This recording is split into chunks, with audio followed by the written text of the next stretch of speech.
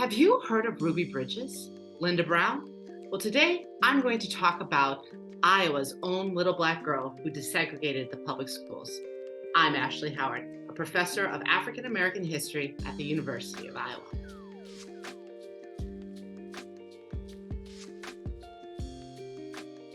Susan, or Susie Clark, as she was known, made history in 1867 when her court case desegregated Iowa's schools. She was the child of Alexander Clark and Catherine Griffin Clark. Now, Alexander Clark was born to enslaved parents who were free, and he moved to Ohio, where he lived with his uncle, learning how to be a barber. At the age of 16, he moved to Muscatine, Iowa. Catherine Griffin Clark herself was enslaved up until the age of 3 in Virginia, when she moved up to Iowa with her former enslaver's family. She lived in Iowa City, and she and Alexander married and had 3 children and lived in Muscatine.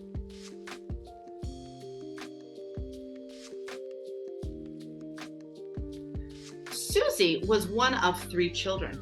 Her older brother, Alexander Jr., was the first African American graduate at the University of Iowa.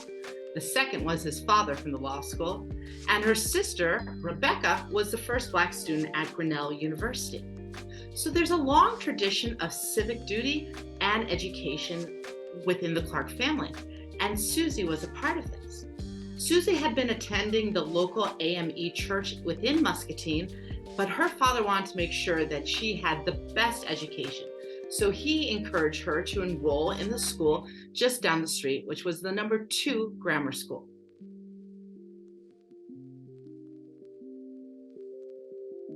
On September 10th in 1867, young Susie Clark showed up to school. She was about 13 at the time, and she was ready to start the school year on September 10th.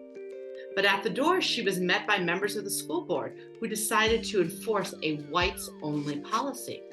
And because Susie was a little black girl, she wasn't allowed to attend. So Mr. Clark was very upset about this development, and so he decided to sue the state. And the state of Iowa ruled in favor of Clark, saying that nobody's color could determine whether or not they could go to public schools. And so this is a huge development in the case of public schools and public accommodations in the aftermath of the Civil War, right here in the state of Iowa.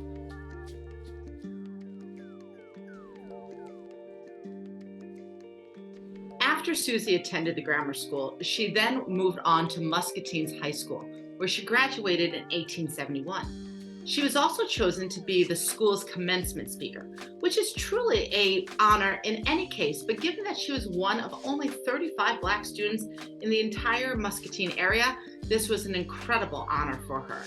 This was also spoke to her engagement with civic duty as well as her intellect. Her title of her commencement address was called Nothing But Leaves. And in the Muscatine newspaper, they wrote out about its originality, her poise, and the importance of her message in this commencement address.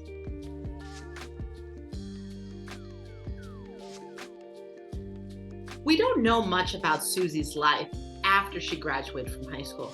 She married an AME minister by the name of Richard Holly, and likely because of his work, they traveled throughout Iowa and the Midwest, including Waterloo, Muscatine, Champaign, Illinois, but where they spent the most time was Cedar Rapids, Iowa.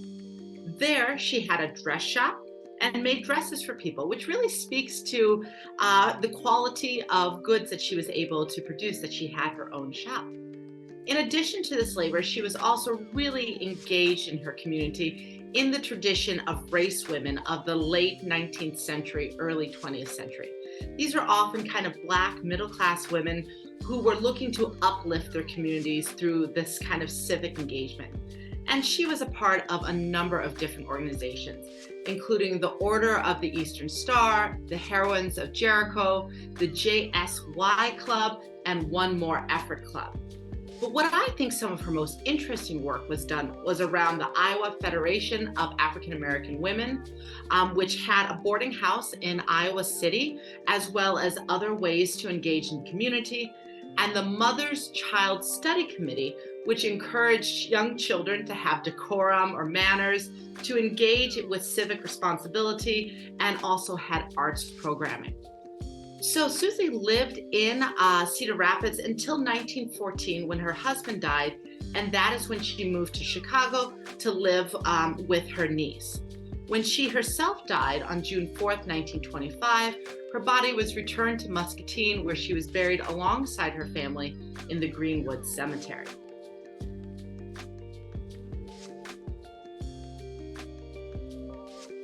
Like so many young Black women of the time, we don't actually know a lot about how Susie felt at this time.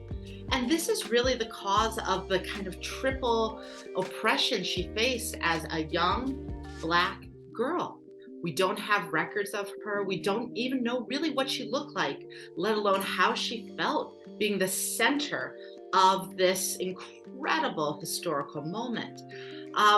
But it doesn't mean that she still doesn't have an impact and a legacy on the state and on Muscatine.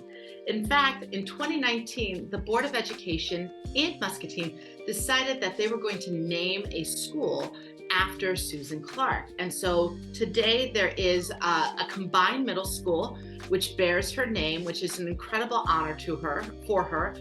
And as Iowa's first Black high school graduate, as well as a young person who desegregated Iowa's public schools, she serves as an inspiration to many.